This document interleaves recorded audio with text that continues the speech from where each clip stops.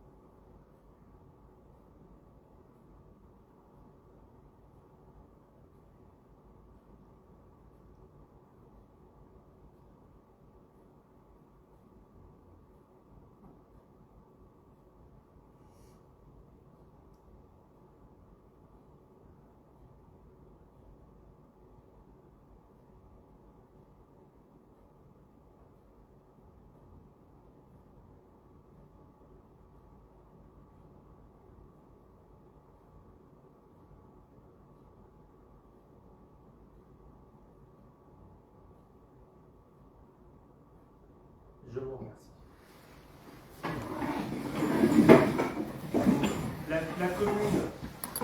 La commune adresse une nouvelle fois ses sincères condoléances à la famille. On pense très fort à sa femme Yvonne, à sa fille Véronique, à ses enfants, ses petits-enfants. Beaucoup d'entre vous le connaissaient, beaucoup d'entre vous comme il a été présent. René Seillier a été élu notamment de 1995 à 2014 sur la commune, et il a aussi beaucoup œuvré pour la commune, notamment en tant qu'élu, mais aussi au niveau associatif et au-delà. Et c'était aussi notre dernier Père Noël officiel pendant plus de 10 ans. Donc voilà. Une grosse pensée à lui et bien évidemment à M. Bonnefoy qui nous a quittés dans la lignée malheureusement de ces derniers temps des anciens combattants de la FNACAL Saint-Romain. Nous allons donc commencer le conseil municipal. Il n'est pas trop tard, une nouvelle fois, de souhaiter à toutes et à tous, une excellente année 2026. Les vœux sont déroulés en début de janvier, je crois que c'est 10 janvier. J'espère que vous allez bien, j'espère que le début d'année s'est bien passé pour vous et surtout que l'année 2026 sera une année pour vous qui sera prospère et surtout une très bonne santé avec beaucoup d'amour. Nous allons donc commencer ce conseil municipal par l'approbation du compte-rendu de la séance du 23 décembre 2025. Nous avons une demande de modification de la part de M. Rex. Cette demande a été validée, modifiée. D'autres personnes, on n'a pas eu d'autres demandes, d'autres personnes. Donc, est-ce qu'il y a des personnes qui veulent rajouter quelque chose? Non. Donc, on va procéder au vote de ce compte-rendu. Les présences, non? Ah oui, les présences. Eh bien, très bien. On va commencer par les présents. Heureusement qu'il y en a un qui suit. On allait venir, non. Alors, Madame Laguerre est présente, Monsieur Béquit est présent, Madame Belmont est absente, elle met sa pouvoir à Monsieur Raffaelli, Madame Bruderlier est absente, elle met son pouvoir à Madame Abizig, Madame Deschanoz est présente, Monsieur Descamps est présent, Madame Develay est absente, elle met son pouvoir à Monsieur Mollard, Monsieur Diccioccio est présent, Madame Franco est présente, Madame Garnier-Michelin est présente, Madame Georges est présente, je suis présent, Madame Abizig est présente, Monsieur Jean est présent, Monsieur Marthe est présent, Monsieur Martelin est présent, Monsieur Mollard est présent, Monsieur Némez est absent, Madame Nouet est absente et va donner son pouvoir, Monsieur Raffaelli est présent, Monsieur Rex est présent, Monsieur Romanuto est présent, Madame Salentero est absente, elle met son pouvoir, Monsieur Martelin et Madame Tirano est présente. Nous allons donc procéder au vote de ce compte rendu du PV du conseil municipal qui a eu lieu le 23 décembre 2025. Qui est contre ce PV? Qui s'abstient? 2 abstentions. Je vous remercie. Nous allons désigner le secrétaire de séance. Qui se porte volontaire?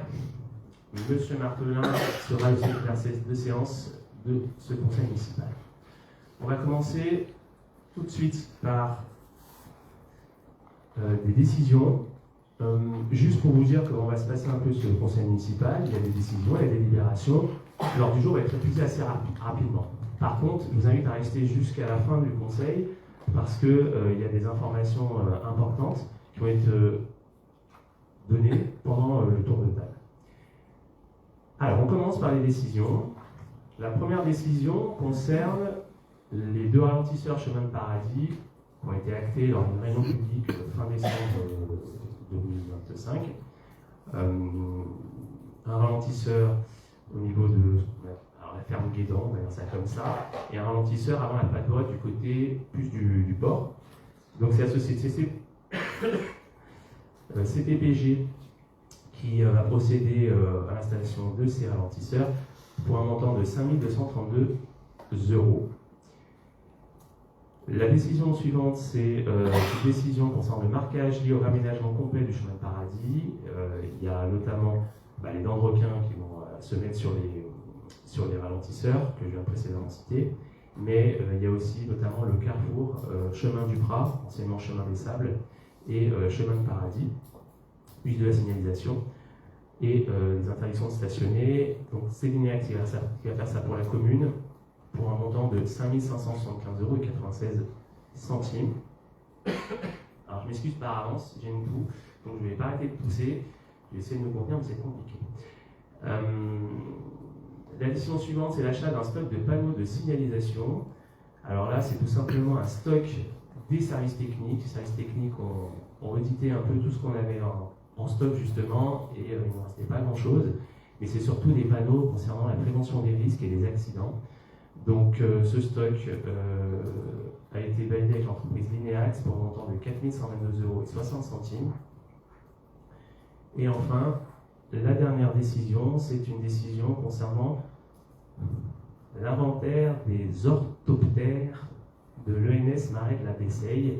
Alors on ne décide pas, le plan de gestion, voilà, on a déjà eu par le passé, vous savez, des études d'araignées, des études de plein de bêtes. Bon, les orthoptères, alors je ne connaissais pas forcément en recherche, donc ça vient de la famille des criquets, grillons, sauterelles. En gros, c'est ceux qui frottent leurs pattes ou leurs jambes et qui font des bruits. Voilà. Bon. Là-dessus, on n'a pas trop comment agir, puisqu'on est dans le cas d'un ENS, on verra, il y a des délibérations qui sont liées à ça. Et donc là, c'est l'entreprise Guillaume Delcourt, pour un montant de 3 239,10 € qui va nous faire cet inventaire des orthoptères à l'ENS de la Besseille. Nous allons commencer par la première délibération. Je ne vais pas rentrer dans les détails, vous la connaissez, c'est une délibération qu'on vote maintenant depuis des années. C'est tout simplement le renouvellement de la convention de la ligne de trésorerie. Alors ce qui est intéressant, c'est que finalement on est sur les mêmes critères avec un taux plus bas que les autres années. Je rappelle que la ligne de trésorerie, c'est comme on va dire une sorte d'autorisation de découverte de l'ordre de 200 000 €. On n'en a jamais eu besoin, mais ça permet d'avoir un matelas. Donc chaque année, on la signe. Toutes les informations sont dans la délibération. Est-ce que vous avez des questions? Pas de questions. On va procéder au vote. Qui est contre? Qui s'abstient? Merci pour l'enlèvement de cette ligne de trésorerie. Hop, à l'unanimité, approbation à l'unanimité. Je vais laisser la parole à M. Di Cioccio. Est-ce que M. Di Cioccio a un micro? Non, alors je vais transférer mon micro. Ouais, on va faire comme ça. Merci. Pour les deux délibérations suivantes qui concernent les demandes de subvention. Ah. Ouais. Éteins. Et je vais te donner mon micro, je pense qu'il y a un truc qui va passer. C'est criquet, ça va être ça.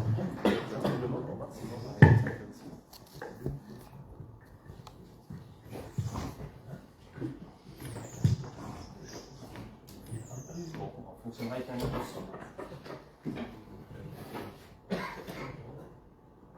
Mesdames, Messieurs, bonsoir. Donc c'est demande de subvention annuelle pour l'ENS des Marais de la Besseille.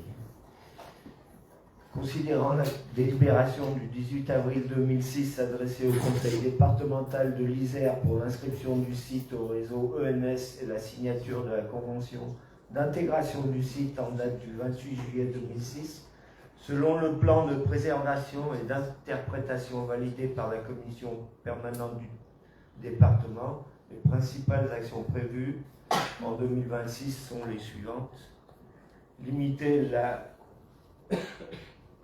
population de Ragondin, entretenir les chemins et les sentiers, réaliser des animations auprès du grand public et des publics empêchés, assurer la surveillance du site, suivre l'évolution de la population de castors et suivre le curé des marais.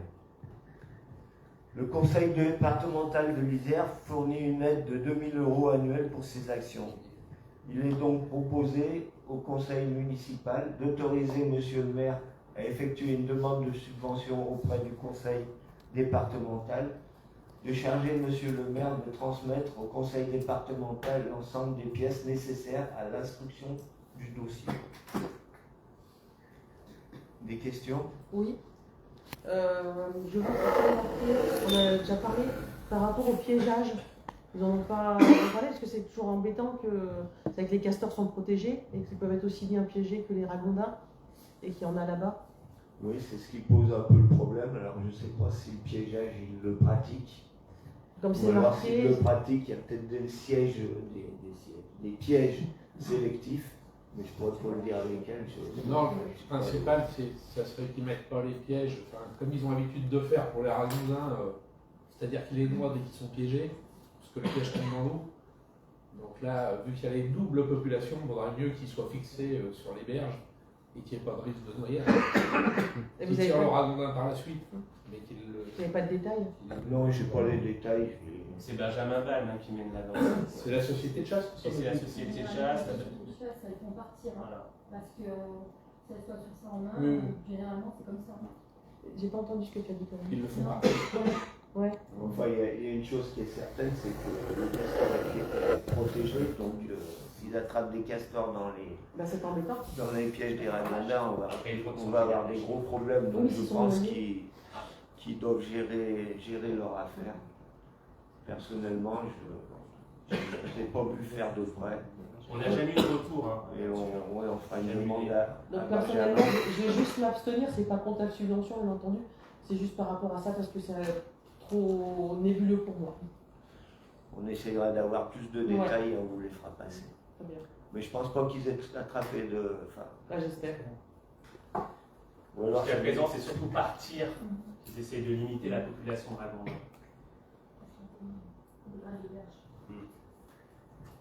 Donc là, en fait, Et puis les véhicules des vous malades. verrez, il y a la deuxième subvention. Si on doit faire un espèce de pan, c'est un peu là, c'est des trucs qui sont.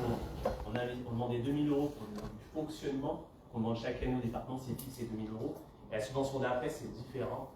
Oui, ça, ça sera fait sur l'investissement et sur ce qu'il y a des devis, mais voilà. c'est une subvention forfaitaire. Les deux délits, les deux délits peuvent se ressembler, mais c'est pas la même chose. C'est pas les mêmes, un petit détail. D'autres questions? On procède au vote. Voilà. On va voter. Qui est contre? Qui s'abstient? Une abstention. Merci. Merci. Deuxième délibération, donc c'est toujours pour demande de subvention liée cette fois-ci aux actions du plan de gestion de notre ENS du Marais de la Bessaye. Pour l'année 2026, donc le plan prévisionnel de gestion, il reprend celui-ci.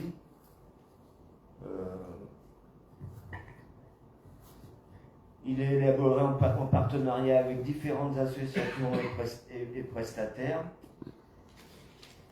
Donc je ne vais pas vous le relire, c'est exactement la même chose. Donc ça c'est la demande de subvention pour les frais réels à ce niveau-là.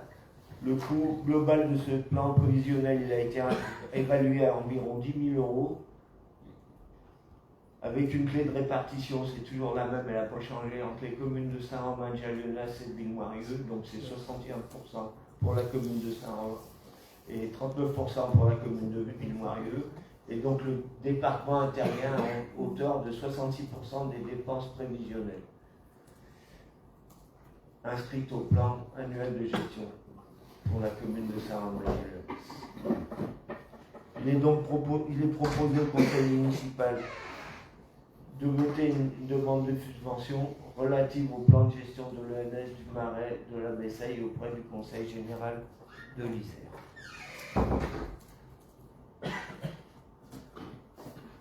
D'autres questions?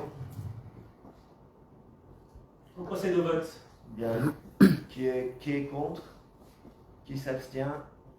Merci.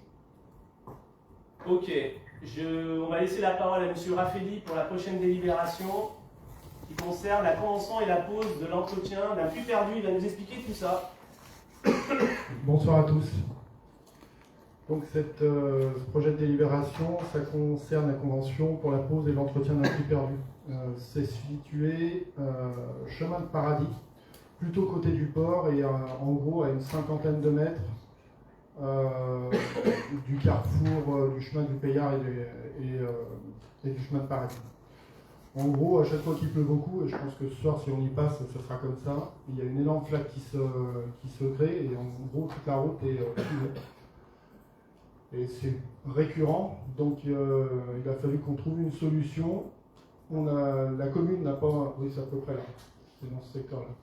La commune n'a pas de foncier en fait de part et d'autre de la route, donc il a fallu qu'on se rapproche d'un propriétaire privé pour pouvoir implanter un puits perdu sur sa parcelle et derrière l'entretenir. Donc c'est le but de la convention qu'on a mis en place.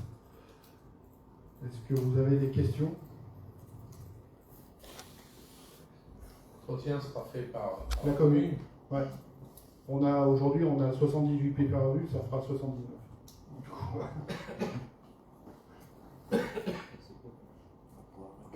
on est tout bon? On procède au vote. Qui est contre? Qui s'abstient? Merci beaucoup.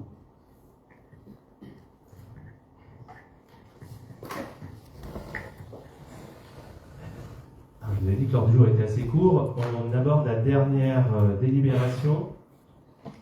Donc c'est une délibération d'opportunité, on va dire ça comme ça.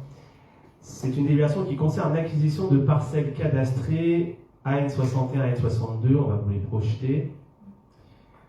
Donc concrètement, on a été sollicité dans le cadre de préemption par un notaire. Même pas, non, c'est pas une préemption, c'est une demande d'un notaire, savoir si la mairie voulait l'acheter avec le droit de préférence. On a regardé, on a vu le tarif, on s'est dit, c'est toujours mieux d'agrandir le patrimoine foncier de la commune. Et donc, on nous propose d'acheter 8869 mètres carrés en naturel pour 500 mètres carrés, pour 500 euros, pardon, ce qui représente un coût au mètre carré de 0,5 centimes, allez, si on arrondit 6 centimes, 0,06 centimes d'euros le mètre carré. Donc, il n'y a pas forcément de projet, mais pour 500 euros, voilà, c'est les parcelles que notre directeur essaie de nous montrer. Voilà, tout simplement. Voilà. Est-ce que vous avez des questions sur ces parcelles? la parcelle achetée sans le bois. Est-ce qu'il y a pas d'activité? Nous, le document qu'on a, c'est on achète la parcelle au niveau du cadastre. Après, j'ai pas fait attention si c'est bon ou pas. Nous avons acheté le plan. Vous allez voir. Il y a peut-être des choses comme ça, mais Il y a une coupe de bois qui est en cours, mais je ouais, sais pas. entre nous, après, vous savez très bien aussi bien que moi, entre le moment où on prend la décision et le moment où on va l'acheter, à mon avis, en effet, ils vont certainement couper le bois. C'est de l'acacia. C'est de l'acacia qui repousse. C'est pas parfait. Voilà. Voilà, 500 euros. Qui est contre, pardon. Qui s'abstient. Je vous remercie. Donc on accepte d'acheter à l'unanimité, c'est 8869 m² pour 500 euros. Alors, nous allons aborder le tour de table.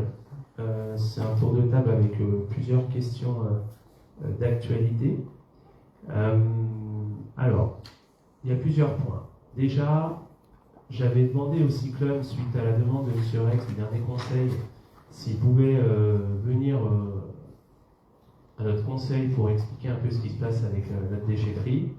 Dans un premier temps, ils avaient accepté, et dans un second temps, en fait, ils ont accepté sans regarder l'agenda, et dans un second temps, ils nous ont dit, ah, on n'a pas fait attention, mais le 27, donc c'est aujourd'hui, c'est ça, ouais, on a un conseil syndical, donc l'équivalent d'un conseil municipal, et donc on ne pourra pas être présent. Donc bien évidemment, ils se proposent d'être présents pour le prochain conseil municipal, le 24 février, si leurs explications, parce que du coup, je vais lire leur mail, si les explications ne vous conviennent pas. Donc, monsieur le maire, j'ai bien reçu votre demande pour que le président du cyclone ou un de ses vice-présidents ou un technicien participe au conseil municipal du 27 janvier 2026.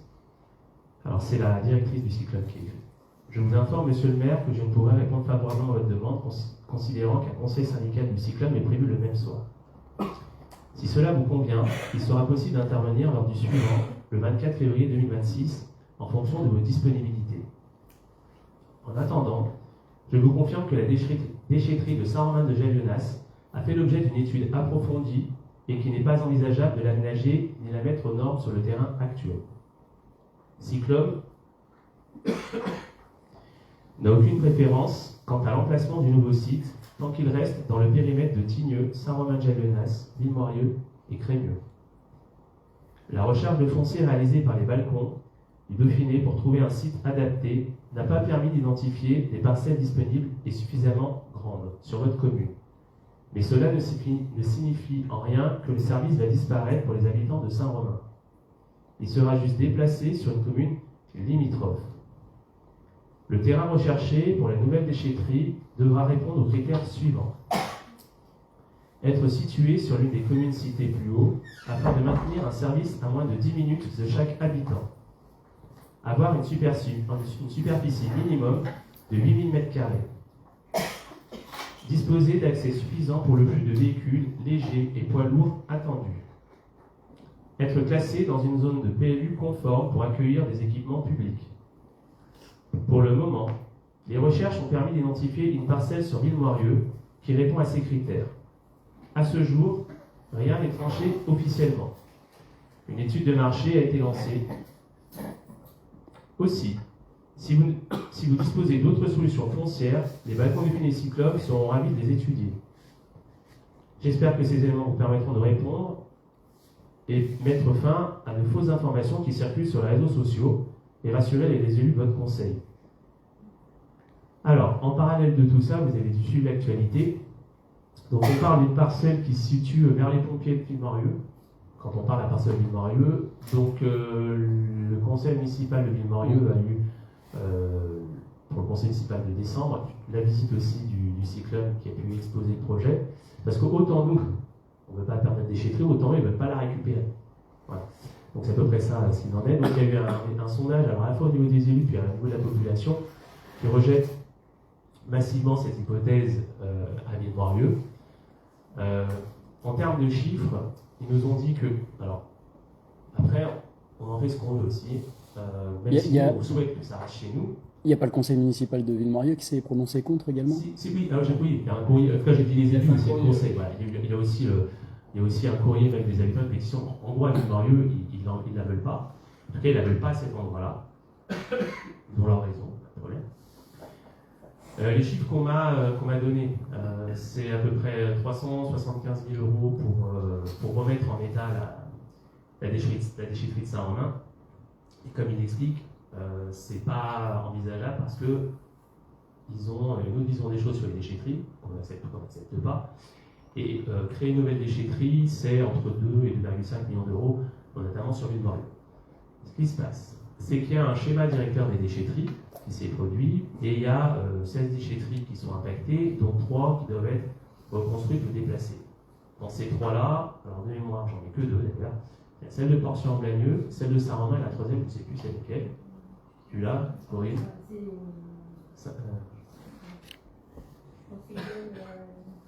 Bon. Et les autres, c'est des raménagements pour un montant d'environ 15 millions d'euros à la gauche. Voilà, viol et sanitaire de c'est pour ça que c'est tout à fait ça. Donc voilà. Donc je rappelle juste quelque chose. Malheureusement, nous, on subit. on peut dire, bon, on l'a gardé, c'est ce que j'ai dit au président du cyclone, il m'a retorqué que forcément c'était plus adapté,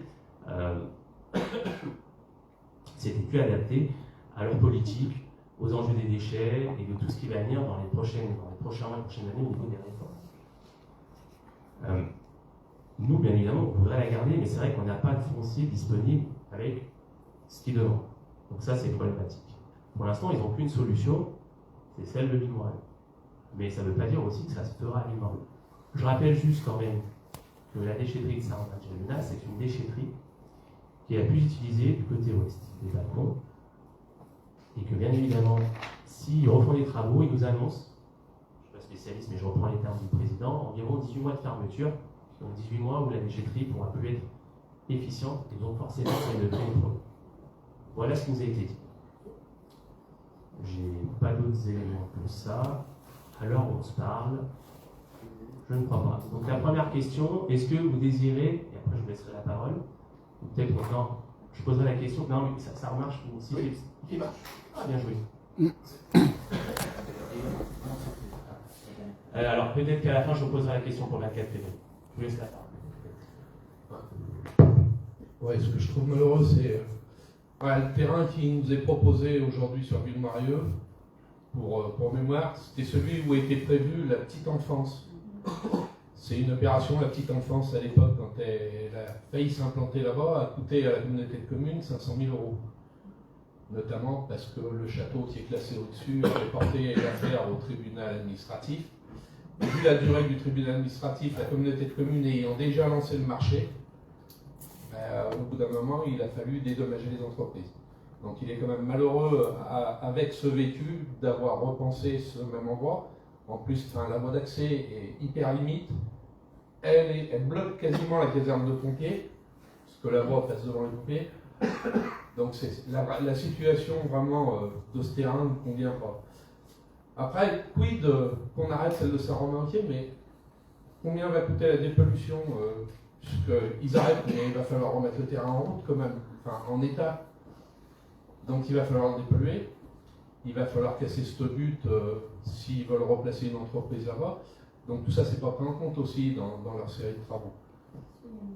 Alors 400 000 €, mais bon, c'est ça. 400 000 €, c'était pour la mettre aux normes. Non, 400 000 €, c'est pour la remise en état des sites. Mais pour le moment, c'est simplement ils n'ont pas fait des analyses. Ils n'ont pas fait les études. Voilà. Et en fait, il y a un plan pour faire les déchetteries d'une autre façon pour que ça corresponde aux habitants. Et c'est ça, c'est que bon, ils ont fait les poubelles jaunes, mais non, ils veulent faire quelque chose qui correspond plus à plus de bennes pour pouvoir mieux encore que ça soit valorisé le déchet et que ça réponde plus aux habitants au lieu de mettre par-dessus les barrières. C'est pas possible. Moi, ce que je trouve aussi malheureux, c'est que celle de Saint-Romain est une des plus grosses déchetteries. Et il est malheureux de vouloir recréer une grosse déchetterie. Je pense que la solution à 2 déchetteries, pour limiter justement ces afflux sur un seul point, aurait été nettement plus pratique pour les habitants et pour la circulation. Enfin, moi, à Saint-Romain, j'ai déjà vu la queue jusque sur la RD.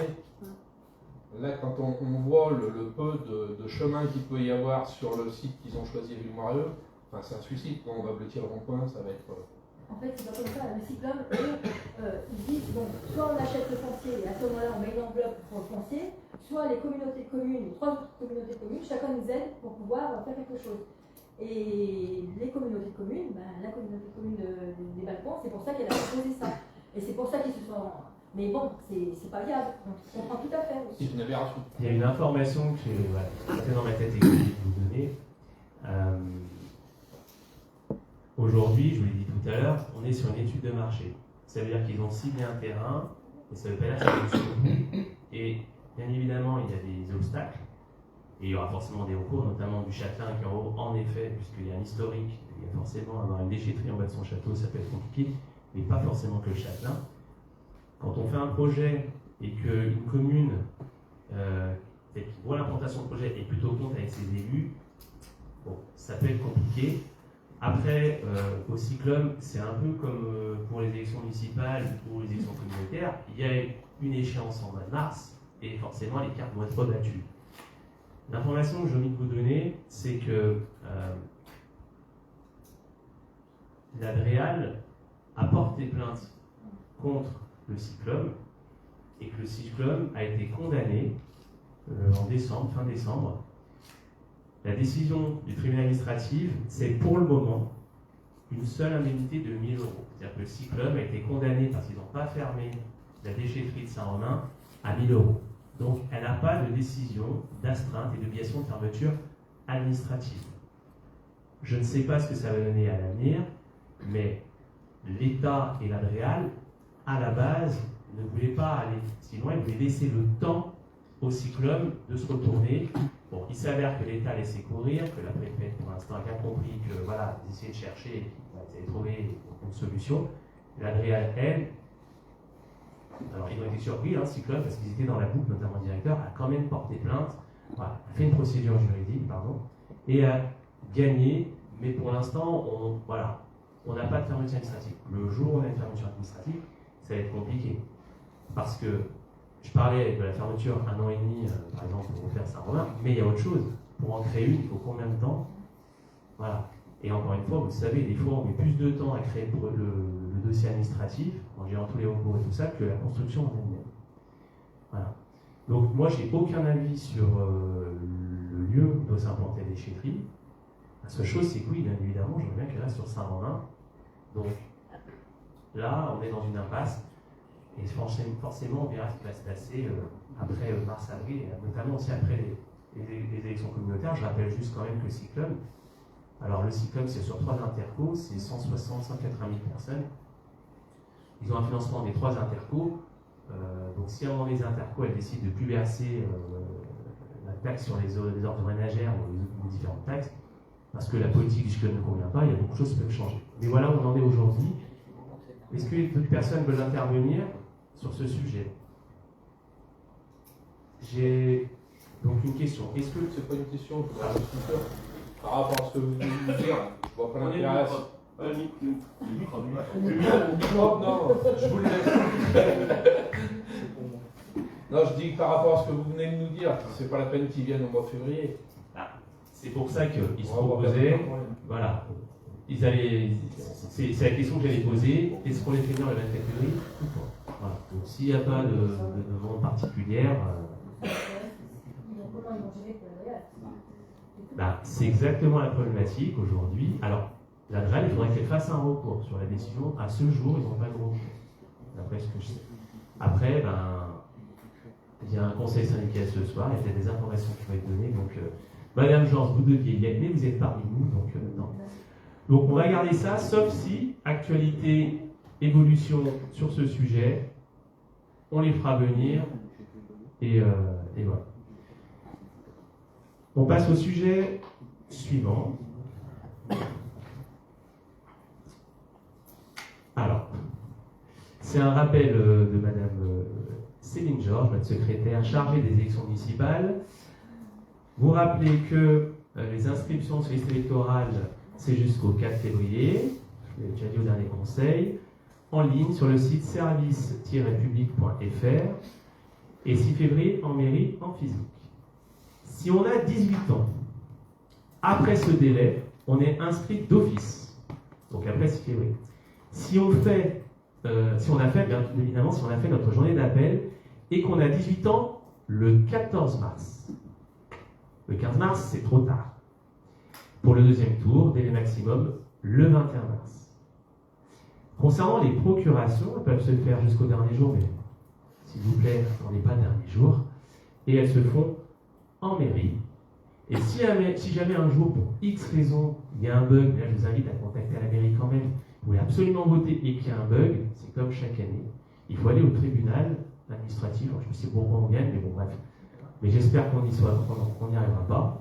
Comment? M. Grosy, oui. C'est la gendarmerie, les procurations? Oui, les procurations, c'est la gendarmerie. Mais si jamais le jour du vote, il y a un problème, pour X raison, parce que les personnes ne sont pas sur les listes où il y a un bug, c'est le tribunal administratif et c'est ouvert à jeudi. Mais les procurations. Il me semble qu'on peut le faire par internet si on a des pièces Oui, d'identité. bien sûr.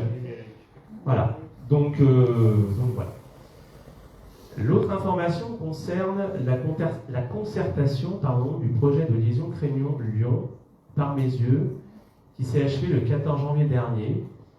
Vous dire que 1150 personnes, donc je parle du tramway, 1150 personnes qui ont participé aux 14 rencontres organisées, il y a eu 280 contributions qui ont été recueillies.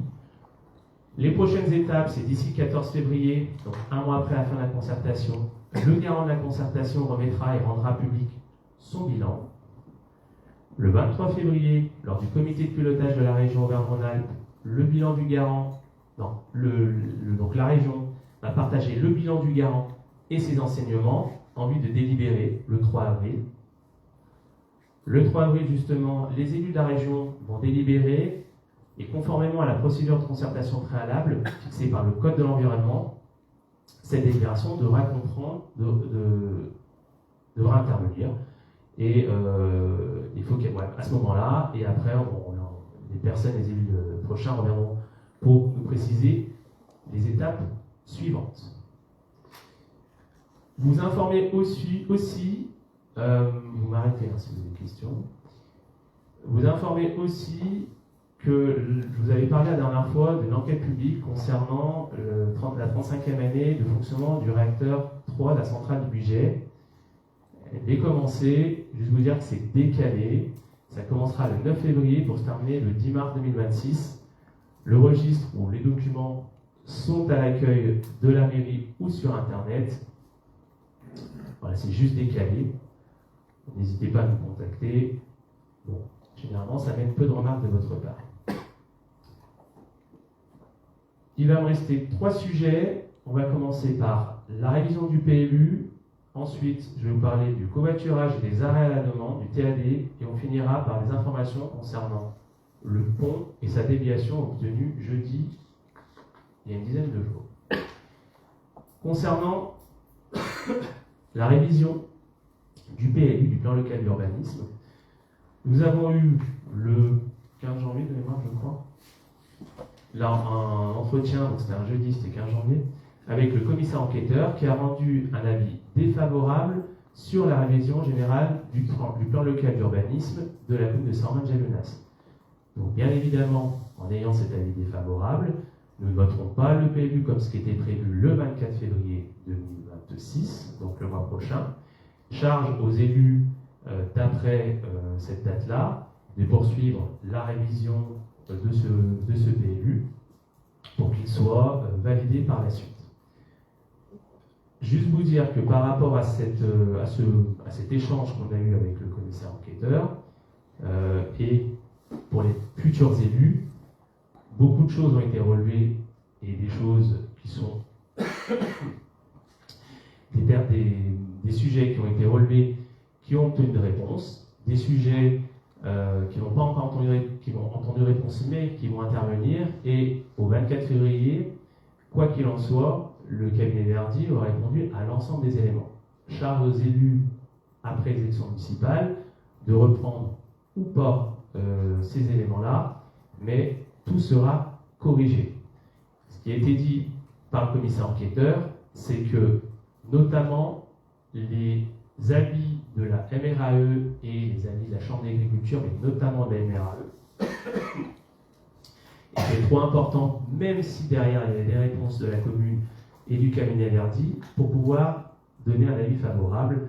Et cet inspecteur-là, c'est soit avis favorable, soit défavorable. Il ne met pas d'avis favorable avec des réserves. Voilà. Donc lui, c'est soit favorable, soit défavorable. Voilà ce que j'avais à dire. Des réactions? Pas de réaction. Concernant le covoiturage avec arrêt à la demande, c'est important. La communauté de communes a mis en place ce qu'on appelle le TAD, le transport à la demande. Le transport à la demande, ça nous permet d'avoir 8 arrêts de mémoire sur notre commune, un peu comme des arrêts de bus, sauf que le bus, ce sera un minibus. Ce minibus, il y aura donc ces fameux 8 arrêts, j'espère qu'on va les voir, sachant que nous, on en a monté plus, mais qu'en fait, chaque commune est limitée. On va vous donner ces arrêts, et moi je vais prendre ma fiche, je ne pas en tête. Le premier arrêt, alors ça marchera. Alors, je vous donne les arrêts, mais je ne vous dis pas comment ça fonctionne parce qu'on n'en est pas encore là. Mais on sait que ça fonctionne quand même juste. Après, comment prendre un rendez-vous, tout ça, on le saura au deuxième semestre, voire même dernier trimestre 2026. Pour Saint-Romain-de-Jalionas, le premier arrêt, il sera situé à la pharmacie, comme actuellement le transport de la région. Le deuxième arrêt sera situé à la mairie, juste en face. Donc il y aura toute une signalétique aussi. Le troisième arrêt sera situé au carrefour rue du Girondin, chemin du Payard. Donc ça, c'est au Nuisel.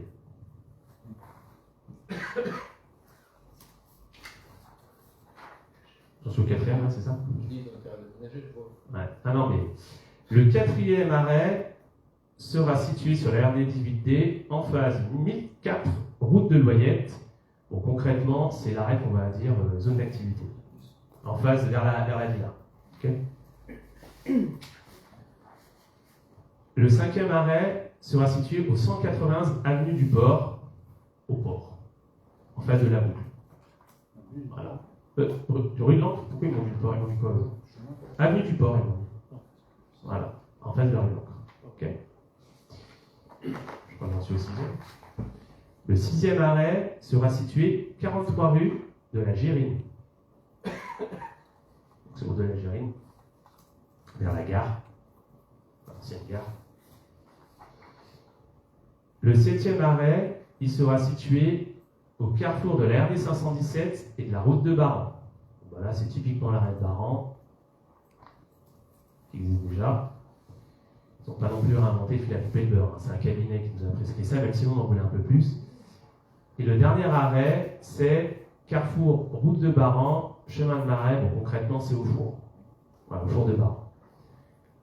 Voilà, ça veut dire quoi? Ça veut dire qu'on pourra. Les seules infos que j'ai pour le moment, mais il n'y a pas encore le prestataire, donc c'est compliqué pour en parler, c'est qu'on pourra voilà, se positionner comme un arrêt de bus et aller sur les balcons, mais je ne sais pas, peut-être en périphérie. Tout ça va se mettre en place à Serpion. D'ailleurs, je crois qu'il y a un vote au conseil communautaire ce jeudi 27. Le 27. Sur la dernière information de la communauté de communes, on ne sortait pas du territoire des balcons. Oui. Comme ça a été présenté. Oui. Mais on en parle Voilà. un petit peu. Mais le problème, c'est que les communes de l'Ouest comme Saint-Romain, Tignieux et d'autres ont dit, ben oui, mais bon, nous, notre... Aucun intérêt. Voilà. Notre lieu de vie, il est plus à gauche. À l'Ouest, pas. Alors, je vais arriver sur le dernier sujet, qui est un sujet très important pour la commune. C'est le sujet concernant le futur franchissement et la déviation. Alors, moi je joue le jeu. Je respecte ce qu'on nous a dit le jeudi 15 janvier, à savoir ne pas communiquer sur les réseaux, ne rien dire, malgré les sollicitations de plusieurs médias. Maintenant, je ne vais pas changer mon mode de fonctionnement et notre mode de fonctionnement. J'ai des informations, vous êtes des élus, vous devez donc savoir ce qui a été dit le 15 janvier dernier. C'est filmé, ça restera filmé, c'est dans le règlement de notre conseil municipal. Donc, je vais vous donner ces fameuses informations et on va projeter trois slides. Je vous informe de ce que le président du département nous a dit, que si jamais on diffusait des informations, sur les réseaux sociaux notamment, que la confiance serait rompue. Il s'avère que sur d'autres communes, en tout cas pas à ma connaissance sur la nôtre, qu'il y a déjà des informations qui fuitent. Donc à un moment donné, je veux bien, mais quand on a des journalistes qui m'appellent, qui ont toutes les informations et qui me demandent mon positionnement, bon, pour l'instant, je laisse être morte. Donc, je vais vous dire un peu comment s'est passée la réunion du 15 janvier. C'était une réunion, je ne vais pas dire qui est faite en catimini, mais c'est une réunion où il n'y avait pas de presse, pas de point presse, pas de conférence de presse, où il devait y avoir maire ou adjoint représentant, et que rien ne doit fuiter. Bizarrement, j'ai été, donc je suis tout à fait transparent, vous ferez avec ces informations ce que vous en voulez, le seul maire rencontré au préalable de cette réunion.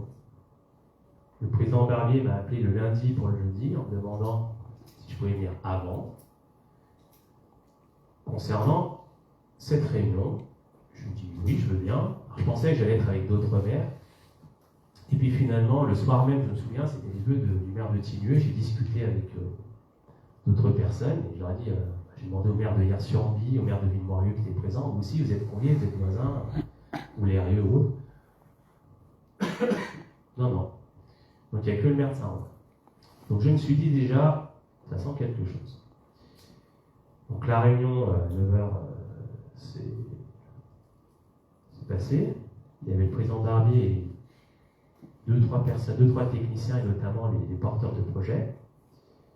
Et ils m'ont présenté rapidement, au préalable, une liasse en m'expliquant ce qui allait être dit, en m'expliquant 20% de ce qui allait être dit une heure plus tard.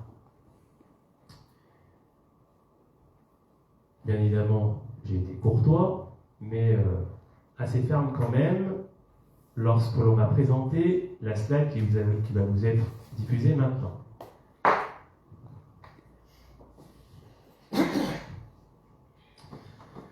Alors, cette slide, ça concerne les scénarios retenus pour le passage du franchissement et de sa déviation. Je vous en avais parlé au préalable. Il y avait 7 scénarios. Un scénario qui part d'Anton et qui va jusqu'à Laval, voire même plus. Je reviendrai sur cette slide, et voilà ce qui m'a été présenté, en m'expliquant que sinon, ça en avec la déviation, on est plutôt pas mal pour passer des temps. J'avais eu que ça. La réunion s'est terminée, et nous sommes passés à la réunion en plénière avec l'ensemble des élus. Et là, cette réunion a commencé avec le président du département de l'Ain, qui a commencé, sans même parler des scénarios, à expliquer que ce projet-là devait voir le jour avant 2035. Je vous rappelle, en 2035, c'est là où on attend le pic de travailleurs pour la centrale, pour les EPR2, si bien évidemment pas de retard, le pic de 8000 salariés. Et donc, il fallait que ce franchissement, nouveau franchissement, il soit opérationnel en 2033-2034. Ils nous ont donné, avant de passer à autre chose, une autre information. Ah oui, forcément, ça coûte le moins cher possible aussi, quand même, accessoirement, mais bon. Et puis, ils nous ont donné une autre information, et là, qui est actée, c'est que le pont de Lagnieu va être rénové, même restauré, tout ce que vous voulez. Aujourd'hui, il peut faire passer jusqu'à 40 tonnes, je crois, pour pouvoir lui faire passer 120 tonnes, notamment pour les combats exceptionnels. Et ils nous ont projeté une slide, que je n'ai pas, où en fait, il va être élargi. Le pont va être élargi. Alors moi, j'ai fait une petite enquête avec des personnes qui travaillent dans le TP, élargir le pont de Lagnieu, enfin fermer, et c'est comme si on faisait un nouveau pont. Voilà. Donc ça, c'est acté, et ça, normalement, ça devrait voir le jour d'ici 2-3 ans.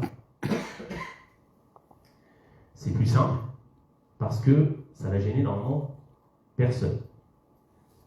Donc ça, c'est acté. Et donc, on nous a projeté les différents scénarios, et on nous a dit, voilà vers quoi on tend.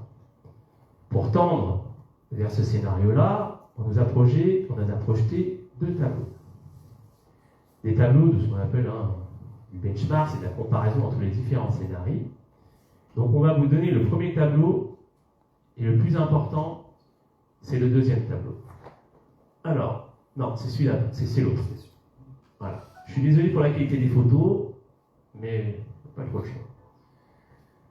Alors j'invite les élus, vous faites ce que vous voulez, à ne pas communiquer sur les réseaux sociaux, sur ces photos-là. En tout cas, moi j'ai donné ma parole à titre personnel, mais bon, voilà, vous en faites ce que vous voulez. Alors, vous voyez bien qu'il est repris différents scénarios avec les petits schémas en haut.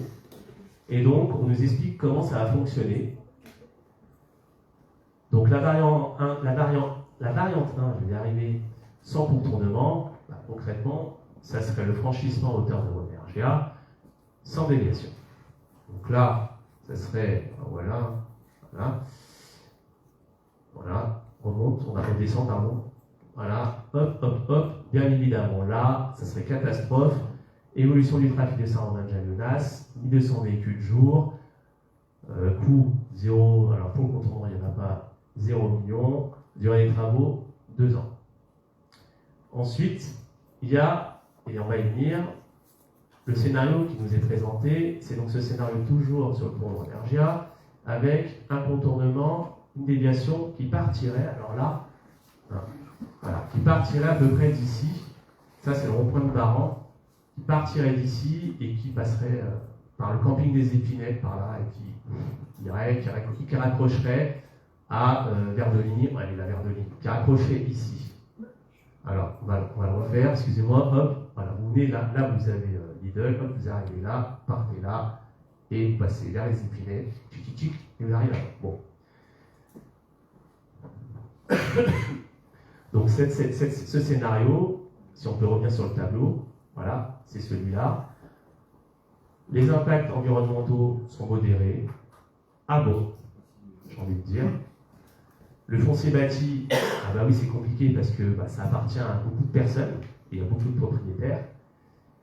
Forcément, ce serait une voie neuve qui va être créée.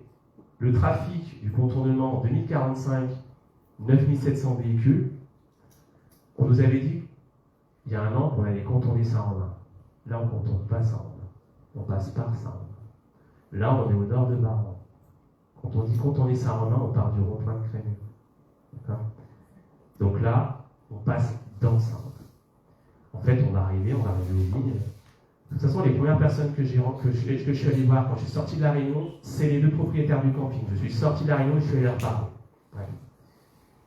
Donc, ensuite, la troisième, voilà, vous voyez un peu. Donc, le coût du contournement, forcément, il y en a un, c'est 10 millions d'euros. Durée des travaux de contournement, 2 ans. Bref. Avant Oui. d'aller plus loin, sur cette variante-là, on est sur le même tracé que l'hydrogénoduc. Alors, Au niveau de la carrière. c'est fantastique. Alors, l'hydrogénoduc, qu'est-ce que j'ai envie de vous dire? Il paraîtrait que ça serait mort dans l'œuf. Mais en fait, ça serait grâce ou à cause, vous verrez bien, notamment d'EDF. Mais aujourd'hui, le tracé hydrogénoduc, il est nulle part. Il doit passer par là, mais il est nulle part. Donc, je ne sais pas. Voilà. Bon. Mais il paraît que ce serait mort dans l'œuf. Mais on verra bien, sans ça revenir vers vous. Les autres variantes, la traversée par l'Erieux. Alors là, ce qui est drôle quand même, je tiens à signaler. En fait, c'est l'Erieux, et vous passez par la montagne de l'Erieux. Est-ce qu'on peut descendre? Forcément, milieu humain, la traversée, c'est orange. Bizarrement, à Saint-Romain, ça gênerait personne de passer à côté du camping ou de passer du côté des Épinettes. Les véhicules, c'est important, mais le bruit quand même. Et quand j'étais au camping en sortant de cette réunion, déjà quand vous êtes dans le camping, alors que leur image des marques, c'est la visibilité, on entend déjà les voitures au loin à départementale. Donc bon, c'est assez drôle. Il faut croire que M. Brognier a plus d'influence que Saint-Romain-de-Jalonnas. Peut-être, mais je vais vous dire que vous inquiétez pas, Saint-Romain aussi a des ressources. Donc ça revient à ce que j'avais dit tout à l'heure. Avec une salle de manifestation juste à ce moment-là, le bruit aussi c'est pareil. Non, mais la manifestation, alors je vais vous dire, alors on a su après coup que la manifestation a été retoquée notamment à cause de ce projet parce qu'en fait elle passerait sur. Alors non, mais ça a été, on nous l'a dit, on l'a pas retenu parce que ça passerait sur la future salle des fêtes. Donc c'est de toute façon, on n'avait pas le choix. Bon. La future, du coup il n'y a même plus de future, la future X. Ensuite, On ne voit pas la différence de chiffre. entre quoi et quoi? 9007, 5009. Ah oui, moi aussi. 9007, alors. On a perdu des chauffeurs en route. Honnêtement, alors, vous soulevez un problème qui est important, c'est-à-dire qu'on nous a balancé ça, on ne nous a pas expliqué. Mais la plus importante. On la trouve après dans la Ouais. réponse. Mais le plus important, je vais dire, on passe notre temps sur celle-là, mais ça sera la slide d'après. Bon, en gros, ça sert à rien de s'attarder sur les autres variantes parce que du coup, comme vous l'avez bien compris, c'est pas retenu. Maintenant, je vais vous inviter à reprendre, on va remettre le plan. Par contre, la 3 est beaucoup moins chère. Et moins cher, dure moins longtemps, la méthode. Elle est déjà M. Brognier. vous pouvez le mettre accessoirement. en compte rendu. Oui, mais monsieur Brenier, c'est comme pour tout le monde. Hein. Il y a des élections municipales, il ne sera pas forcément là non plus. On ne sait pas. Et il y a des l'air violents aussi. Donc le milieu humain, c'est pas marqué monsieur Brenier non plus. Parce que je vous rappelle aussi qu'ils ont enlevé la variante hier sur Envie pour monsieur Tsaïla, la variante pour la belle Legrand, monsieur Jean-Pierre Berthaud, bref. Vous savez c'est quoi la vérité? Vous le savez très bien. L'objectif de l'un, attendez, je vous donne non mais je vous donne la parole après, l'objectif de l'un, et notamment de la commune de Loyenne, qui est une commune voisine et amie, c'est d'être le plus près de Saint-Romain, et le lobbying de l'un est très important là-dessus, et c'est pour ça d'ailleurs que le président du département 1 a tout de suite pris la parole en disant il faut que ça soit en 2034 et que ça coûte le moins cher, et vous comprendrez tout de suite après là où je veux en venir. Donc on reprend sur ce projet. Oui. Ah pardon, je vous ai oublié de après le micro. Je vais vous donner la parole. Je ne sais même plus ce que je voulais vous dire. Si on était sur la variante 3 tout à l'heure. Ah, remets la variante 3. Elle n'est même pas été présentée, elle a été évacuée direct. Hein, non, mais descendez. C'est pas tellement le dessin qui est intéressant. C'est quand vous regardez, on est plus qu'à 5 millions d'euros et ça dure qu'un an. Pour le contournement. Après, vous verrez le tableau d'après. Mais oui, je comprends. Bah oui, de toute façon, ils font rien. Ils font juste. En fait, c'est quand même gênant parce qu'ils mettent le coup de contournement, mais en fait, il y a quand même des coups de travaux. Non, mais vous comprendrez à la slide d'après. La slide d'après est plus intéressante. Dans la variante 3, je ne vois pas pourquoi d'ailleurs les conducteurs reviendraient sur Saint-Romain. Parce qu'on en évite 2000.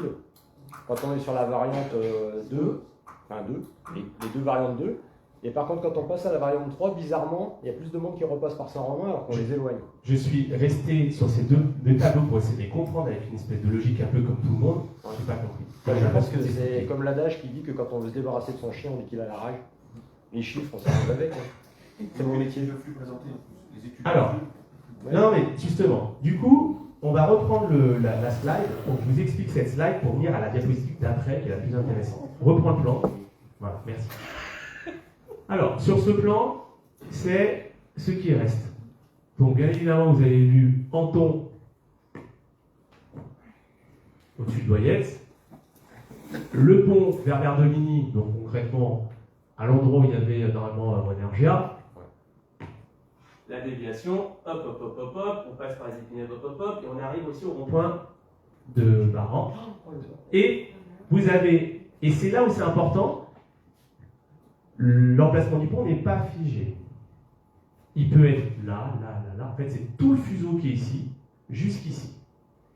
Avec, quoi qu'il en soit, même si c'est ce scénario-là qui est retenu, donc il passerait plus vers Verna, un rapprochement au rond-point de Verna, on verra là, et on ferait la déviation. Bon. Donc ils vont les traverser quand ils vont retourner dans le rond. Une fois qu'on a évacué tous les scénarios, il n'y avait que ça de proposé. D'accord? C'est-à-dire que ce sera ça ou pas. Et une fois qu'on a dit ça, et là maintenant on va passer à la slide d'après, vous allez comprendre un peu la stratégie. Voilà. C'est cette slide qui est importante. À mon humble avis. Cette slide, elle permet de dire quoi? Que les scénarios du fuseau, c'est celle-là et celle-là. D'accord? Les scénarios d'Anton, c'est celle-là. Je vais vous dire comment s'est passée la réunion. Très correct, très cordial, beaucoup de maires. Et à la fin, les présidents ont demandé qui voulait la parole.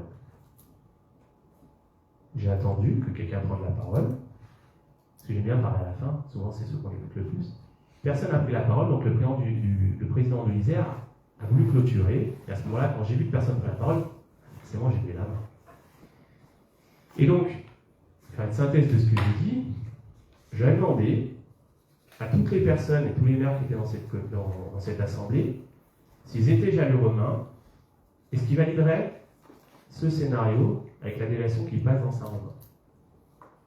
Il y a eu un blanc total, et forcément, j'ai estimé, j'aurais dit, vous voyez qu'on est d'accord, ça va être très compliqué de convaincre les jaloux-romains, parce qu'il y a des gens qui courent, il y a des gens qui se baladent à cet endroit-là, il y a des gens qui habitent, il y a le Marquéo, il y a ce qui crée l'identité de notre commune. Donc, pour nous, ça va être très compliqué à accepter. Une fois, alors j'ai développé, bien évidemment, je ne vais pas rentrer dans les détails, mais je pense que les 23 autour de cette table auraient émis les mêmes arguments. Une fois que j'ai terminé, ça a dévié un peu les langues, le président Brenier, finalement, a pris la parole et a soutenu le scénario G, notamment pour en effet le cadre 2. Ensuite, c'est le président des Antes qui a pris la parole, Danizet, qui aussi prône le scénario G à Menton. Et il y a eu le maire d'Anton. Alors le maire d'Anton, il y a un an, il n'était pas forcément pour. Et là, en fait, ce qu'il a dit, si notre scénario est retenu, donc il n'était pas en train de bien tenir compte, il faudrait aménager le secteur où ça doit se faire. L'un n'a rien dit, et la séance s'est terminée. Maintenant, on va analyser ce tableau qui est très important. Quand je vous ai dit que j'ai vu le président du département, il m'a montré le fuseau, expliqué brièvement, c'était courtois, mais ça pouvait être aussi une façon de dire, en gros, M. Grosy, pour essayer moi pas la réunion. Bon, j'ai aussi peut-être compris comme ça, comme si j'allais faire ça, bref, à vos souhaits. Merci. Mais, quand le président de l'Ain, tout de suite, a dit, il faut que le pont soit prêt pour 2034, avec un coût modéré, je voudrais qu'on descende jusqu'ici, et que j'ai vu après coup le scénario d'Anton qui arrive en 2036, et que les coûts entre 65 et 85, alors que les deux scénarios, Saint-Romain délégation, Bernat délégation, on est à 39 et 38, 2034-2034, à un moment donné, je veux bien être un peu crédule, mais là, celui d'après est moins cher et plus tôt. Oui. Mais ceux-là, vous les oubliez, parce qu'ils ont retenu que la slide. Mais sans débat, sans rien. C'est-à-dire qu'ils sont. Voilà. Oui. Donc, vous voyez bien, alors après, vous avez, la fréquentation, machin, vous avez du vert, du jaune, du rouge. Ah oui, forcément. Quand on a le coût du franchissement, 65 à 85 millions d'euros, c'est simple. La portée du pont sera beaucoup plus longue. Donc ça coûtera plus cher. Voilà, le contournement, 0,10 ici, et puis voilà, mise en service 2036. Donc forcément, quand on commence à arriver en disant ça, et qu'on montre ça, on voit très bien qu'il y a quelque chose qui ne tourne pas avant. Donc, je vous présente ça, vous en faites bien ce que vous voulez, ce seront des slides qui seront dans le compte rendu de conseil, bien évidemment. Je me suis permis d'envoyer un message au président du département en le remerciant de m'avoir reçu et de réitérer ce que j'ai dit en assemblée plénière, à savoir que quand je suis sorti, en effet, je suis allé voir directement Jérôme et Marie, donc les propriétaires du camping des Épinettes, pour leur expliquer. Alors bien évidemment, ils ont peur, parce que comme je vous ai dit, à Saint-Romain, c'est pas des campings, vous avez des piscines, des toboggans, tout machin. À Saint-Romain, on y vient pour être tranquille. Et ce qui est appréciable à Saint-Romain, et c'est leur politique, ils font du tourisme professionnel forcément avec la centrale et autres, mais eux, ce qu'ils veulent, surtout ce qu'ils veulent garder, c'est le tourisme classique. Profiter de la Véranda, ils prennent du plaisir, donc c'est comme ça. Donc forcément, quand on monte le tracé, alors ça les transperce, ça va être compliqué bien évidemment, mais ça va passer à gauche, à droite, on ne sait pas encore où ça va aller. Est-ce que ça va arriver sur les villes? Franchement, je n'arrive pas à saisir. Je vous rappelle aussi qu'en début de mandat, on a quand même financé, on a fait un contournement des terrains de M. Fustier, des Fustier, des frères Fustier, où encore des gens se baladent, ça traverse tous les terrains de chez Fustier, où c'est des messieurs, des consorts Fustier. Moi, quand je cours à montée de l'église, franchement, voilà. Donc, tout ça est dans ce courrier, adressé au président du département. Le département, ce qu'ils nous ont dit, c'est qu'on verra ça après les élections. Je vous rappelle qu'ils nous ont écrit au mois de novembre pour demander s'ils voulaient qu'on fasse la réunion avant ou après les élections municipales. Honnêtement, moi, c'était plutôt. Parce que qu'on soit encore élu ou pas, après, on peut aussi lutter en étant associatif ou ce que vous voulez. Pour moi, je pense que ça va être compliqué pour un jaloux romain d'accepter ce projet. Voilà mon opinion. En tout cas, le département, c'est à peu près ce que en tout cas, le maire pense. Je vous ai parlé de la vision du camping. On a eu l'occasion d'en discuter lors du quartier des Épinettes ce samedi, donc samedi dernier, où bien évidemment les personnes étaient inquiètes. Elles n'étaient pas nombreuses, mais voilà, elles étaient très inquiètes puisque là on parle directement aussi de leur vie. Voilà ce que je voulais vous dire sur ce sujet, qui pour moi est un sujet majeur. Comme je le mets et comme je le dis dans le courrier, nous, on n'est pas contre le projet de perdu, loin de là. On a fait les vœux du maire, la directrice de la centrale était là, je la remercie, je m'entends très bien avec elle, il y avait les porteurs de projet, c'est la seule commune qui a été présente dans l'hiver. On s'entend très bien, même en off, ils ont bien compris qu'on ne pouvait pas, en fait, nous faire subir ce que malheureusement subit Loyette aujourd'hui. C'est à peu près ça. Alors certes, Loyette, ça passe par le centre, mais là, et ça on en parlait avec le président Brunier en aparté, on concentre tous les flux de véhicules au même endroit. Je vous rappelle que si jamais on fait le pont à Verdolini, c'est 1,7 km d'écart entre les deux ponts. Alors, je ne vais pas dire qu'on devient une île, mais en tout cas, on est prêt en étau. C'est ce que j'ai rappelé au président du département. Parce que il y a autre chose. Et je voudrais regarder cette slide. Si demain on fait un pont ici, là, je comprends cette déviation. Pour que l'agglomération pontoise qui est ici passe par là, ok. Eux, je ne sais pas comment ils vont faire, et ils vont y arriver, parce que c'est surtout aussi de là. Mais ceux qui viennent de Chavanoz et qui viennent d'ailleurs, et qui veulent passer par là ou par là, la déviation, on a rien à secouer. Ils vont passer par Girondin parce que Saint-Romain-de-Jalionas n'est pas comme Loyette, n'a pas de feu, n'a pas de dodane dans son centre. Donc, quand vous passez à Loyette et que vous êtes arrêté au feu, et que vous faites la queue, c'est beaucoup plus simple de traverser Saint-Romain. Donc, ça pose aussi un problème sur notre centralité.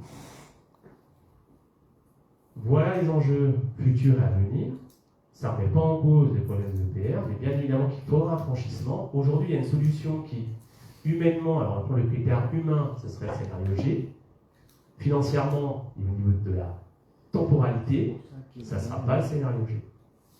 Donc maintenant, j'inviterai les élus, les administrés à faire parler leur voix. Le moment venu, voilà. Donc, pour moi, il était essentiel de vous en parler parce que l'information m'a été donnée. Vous avez toutes les informations de ce qu'on a dit et présenté. Voilà. J'aimerais qu'ils veulent intervenir. Mais accessoirement, ils ont parlé des autres. Le boucher, suite de pont qui est. Enfin, c'est pas possible. Le pont sous la bourbe. Ben oui. Non. Ils ont parlé que du pont de l'Agneux. Insensé. Ils ont parlé du pont de l'Agneux et puis après, trouver un autre endroit. Élargir le pont de l'Agneux, c'était peut-être le dernier à faire. Quand on voit déjà la difficulté de circulation dans le pont de Chéruy. Moi, ce que je ressens à travers tous ces échanges, c'est, et je peux le comprendre, si j'étais Marseille, je ferais la même chose, c'est désencombrer Loyette. Aujourd'hui et demain, parce que demain, ça sera pire. Je rappelle juste, même si ça passe par notre centre, mais on a un élu qui habite sur la départementale, que le pont de Loyette, c'est aussi le pont de Saint-Romain. Et qu'on passe aussi déjà par notre commune. Certes, pas dans notre centre, mais demain, ça va accentuer le trafic dans notre centre. Pas que sur les déviations. Donc, en gros, on nous dit, on va avoir 2 tours de 205 mètres en face. Ok, le projet pour l'autonomie énergie de la France, il n'y a pas de souci avec ça. Mais là-dessus, nous, alors on se parle, on n'a rien gagné, même si on nous a dit partage de fiscalité. Ok, partage de fiscalité. Mais surtout, ce qui est important, et je pense que tous les deux autour de cette table, c'est pas que de l'argent en fait, on parle. C'est juste le cadre de vie. Les gens, ils viennent à Saint-Romain parce qu'il y a ce fameux cadre de vie. On a des territoires encore protégés, on a des quartiers comme Baran, les Épinets, le Port, bref, un peu dispersés avec des choses. Demain, c'est pas possible. En tout cas, c'est mon avis. Donc, vous avez les infos. Moi, j'ai juste une remarque. Oui. Ils disent qu'on ne doit pas communiquer, mais en fait, on est quand même normalement à l'ère de la communication. On demande de la concertation. Ils comptent communiquer quand ils ont mis la façon officielle. Ben oui, Alors, ce qui nous a été dit, c'est, et je vous répète, c'est des propos, autant il y a un an, il y avait une conférence de presse derrière, mais il n'y avait pas beaucoup d'informations. Autant là, il n'y a même pas eu de conférence de presse. C'est-à-dire qu'en gros, si vous communiquez, vous brisez la confiance. Moi, en tant que maire, je dois communiquer à mes élus, à tous les élus. Voilà. Donc c'est comme ça que ça se passe. Il y a eu quand même 1 an d'absence de communication quand même, entre la conférence et aujourd'hui. il y a C'est quand ça même qui est des sorti. gens qui décident qu'on va vivre entre le marteau et l'enclume. Ah non, mais ils vont rien Sans décider doute. parce que ceux qui vont décider, c'est ceux qui sont autour de cette table et tous les autres qui vont être dehors. C'est qu'à un moment donné, il va falloir dire qu'on existe et pourquoi on veut. En fait, il ne faut pas qu'il y ait l'amalgame entre. C'est pas une histoire de guerre, c'est vraiment une histoire de franchissement qui va nuire avec sa déviation à cet endroit-là, à notre village. Ça va être des goulets d'étranglement. Il n'y a aucun intérêt de faire une déviation de l'IEF pour rejeter la même chose d'ailleurs. On recrée le problème de Mais voilà, c'est Au pas départ, enfin, moi pour avoir souvent Jean-Pierre Gagne au téléphone, voilà, lui dans son idée, c'est pas rejeter la circulation qu'il a chez lui sur un autre village. C'est tout à fait vrai. Mais je lui dis, mais Jean-Pierre, si on le fait à la sortie de Saint-Romain, on va bien passer par Saint-Romain. Jean-Pierre, je l'ai encore eu vendredi au téléphone. Justement, on s'est eu au téléphone et il me disait, tu comprends, toutes les infos sont sur les réseaux sociaux. Alors, moi, j'y suis pas sur les réseaux sociaux. Alors, on communique avec mon nom, mais c'est pas forcément moi qui parle. Et je lui dis, bah, je suis pas au courant. Voilà. Et donc, c'est comme ça que j'ai su que c'était déjà sur les réseaux sociaux. Voilà. Oui, mais par exemple, pour le barrage, il y a bien eu des concertations, il y a bien eu des choses comme Non, ça mais qui ont été faites. on n'en est pas encore là. Non, Karine. c'est public. Non, pour l'instant, là c'est un Oui, avant-projet. mais il n'empêche qu'ils mettent qu'une seule solution. Bah ouais. Voilà. En fait, ce qui est important, c'est que dès maintenant, on a des informations et qu'en fait, dès mars 2026, voilà, après les élections, que les élus qui seront en place avec la population travaillent ce dossier-là avec le département. Les départements. Oui, là, tout l'intérêt pour le IEF, enfin, pour l'Ain, puisqu'ils servent du rond-point de la sortie de l'IEF, et ils n'ont pas de gros travaux de voirie à faire derrière. C'est ciblé. Voilà. Donc toutes ces slides sont sur le compte rendu, bien évidemment. Est-ce que d'autres personnes veulent s'exprimer? Non. Non, le public c'est après, monsieur Boucher. Je sais que ça vous frétille, monsieur Boucher, mais non. Bon, je vais clôturer. J'ai plus d'un. Ah non, j'ai pas fait le tour de table, pardon, excusez-moi. Ouh là là, je me suis emballé, j'étais dans mon sujet. Allez, je vais donner la parole, moi j'ai plus rien à dire, je vous souhaiterai monsieur Martelin. Bon, bah, c'est simplement le don du sang qui aura lieu le 17 février. N'oubliez pas de vous inscrire avant, d'aller sur le site du don du sang. C'est plus facile si vous êtes inscrit d'avoir une place. Voilà. Bonsoir à tous. Très brièvement, les actualités associatives pour ce mois. Quelques dates de manifestation pour fleurir votre agenda. Ce week-end, du coup, on a Jamine, le week-end du 31 janvier au 1er février, atelier à la salle de réception du stade. On a un match de foot également sur ce même week-end. Le samedi, cette fois 31 janvier, le basket organise aussi un match au gymnase. On a, pour les derniers en tout cas, le conseil de quartier, le port et les Girondins qui se dérouleront donc en mairie de 10h à midi, en salle de conseil. Toujours ensuite, le dimanche 1er février, une projection d'un court-métrage.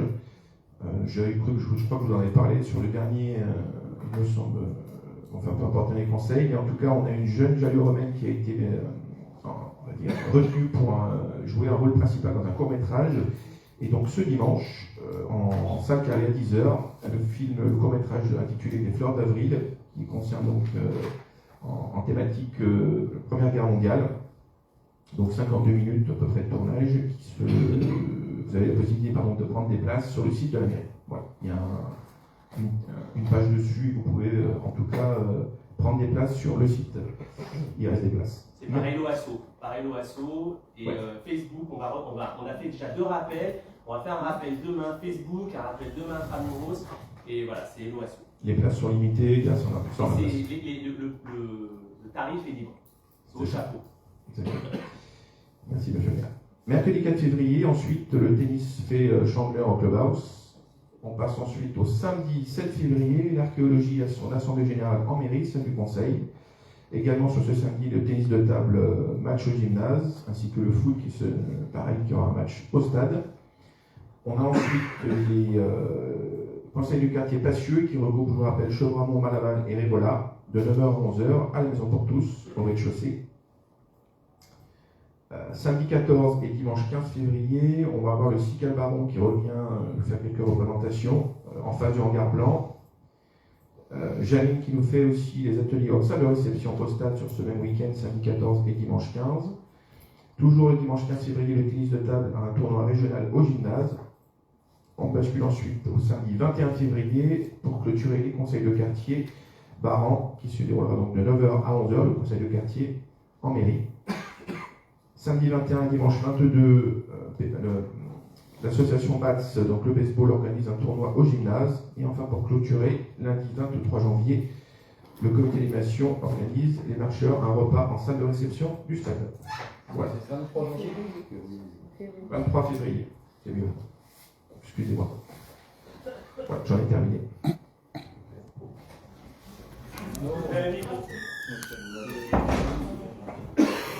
Je vais juste vous demander confirmation de la date du repas des seniors. Le 7 mars.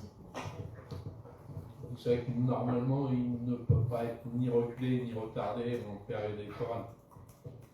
C'est-à-dire J'ai pas compris. Le repas habituellement se fait malheureusement à la date du second tour. Non, il y a 6 ans en arrière, c'était le 7 mars. On a pris les mêmes dates qu'il y a 6 ans.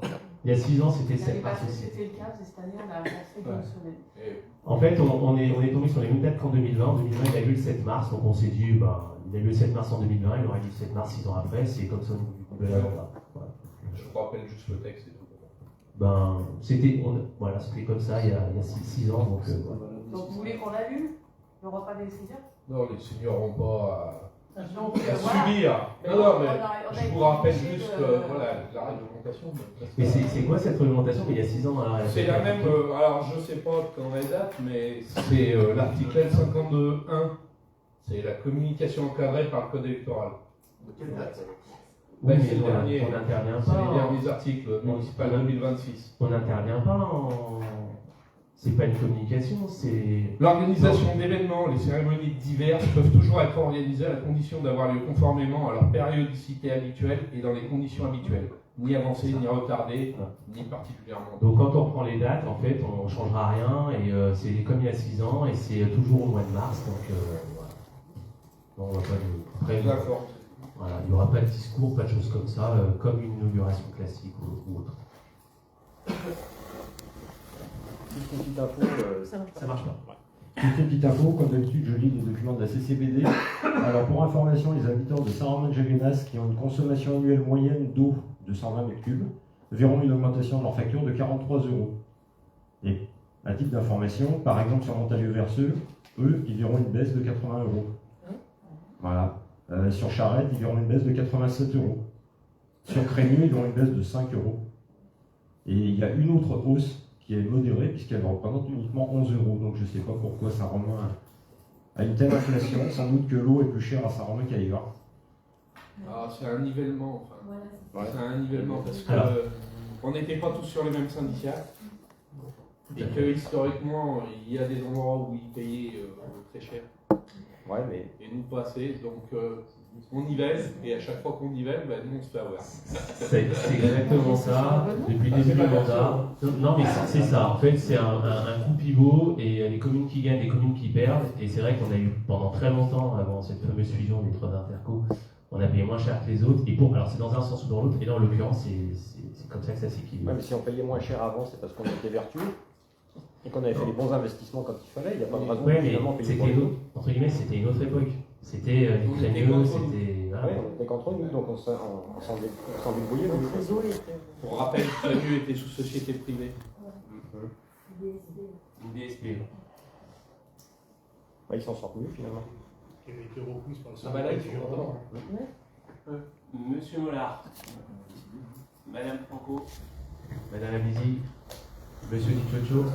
Oui, le samedi 17 janvier, on a fait une matinée broyage des sapins de Noël et des branchages.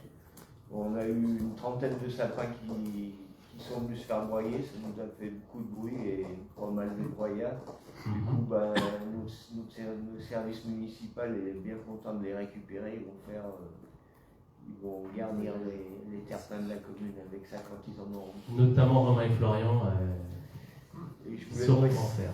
Préciser aussi donc, que le cyclope il fait toujours le prêt de broyeur aux particuliers ainsi qu'aux professionnels et qu'il faut faire de la demande auprès du cyclope.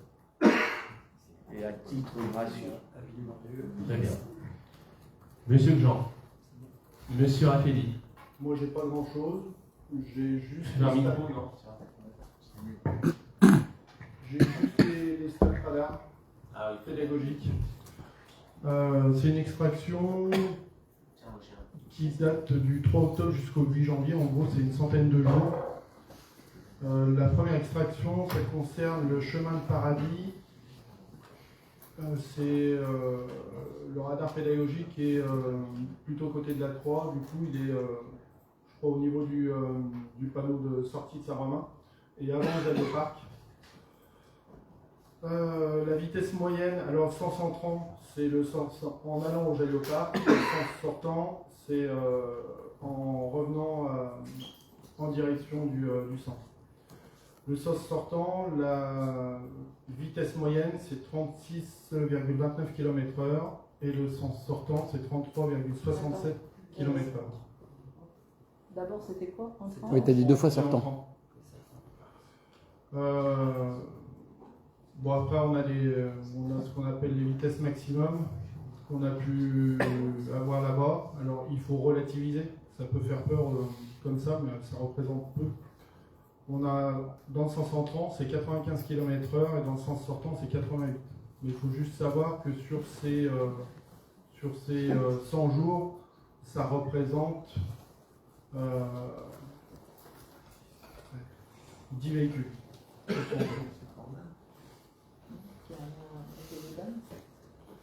Oui, mais après, c'est des motos aussi. Ça ne fait pas les distinctions.